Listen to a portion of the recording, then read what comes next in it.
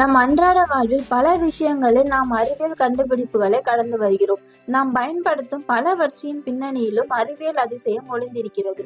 இதை பள்ளியில் பாட புத்தகங்களிலே கூறியிருந்தாலும் இதை செயல்முறை வாயிலாக நேரடியாக அனுபவிக்கக்கூடிய வாய்ப்பினை வழங்குபவைதான் அறிவியல் பூங்கா.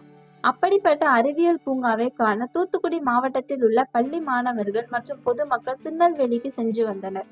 ஆனால் தற்போது தூத்துக்குடியிலேயே பிரத்யேகமாக ஸ்டெம் பூங்கா அமைந்துள்ளது. இங்கு பொதுமக்கள் மற்றும் பள்ளி மாணவர்கள் அனைவரும் தற்போது ஆர்வமுடன் வந்து பார்வையிடுகின்றனர்.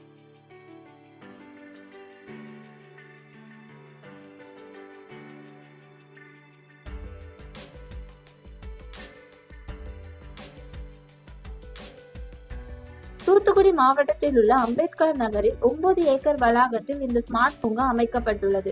இந்த ஸ்டெம் பூங்காவானது ரூபாய் 28.87 கோடி செலவில் ஸ்மார்ட் சிட்டி திட்டத்தின் கீழ் கட்டி முடிக்கப்பட்டுள்ளது. இதில் ராக்கெட் மாதிரி, விண்வெளி மண்டலங்கள், mini theatre, ball of science, virtual reality ஆகியவை உள்ளன.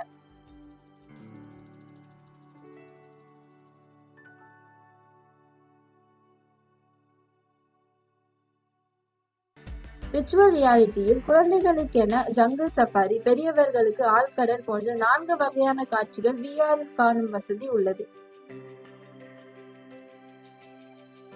மேலும் அறிவியல் சம்பந்தப்பட்ட பல வகையான விளையாட்டுகளையும் அவுட்டோரில் வைத்திருக்கின்றன. இதில் குழந்தைகள் விளையாடிக் கொண்டே அறிவியல் மற்றும் கணிதம் போன்றவற்றை சுலபமாக கற்றுக்கொள்கின்றனர். ஸ்டெம் பார்க் வெளியில நிறைய இடங்களுக்கு இது ஓபன் பண்ணது தெரியாம இருக்கு. பப்ளிக்ல இதை பத்தி ஒரு அவேர்னஸ் இல்லை.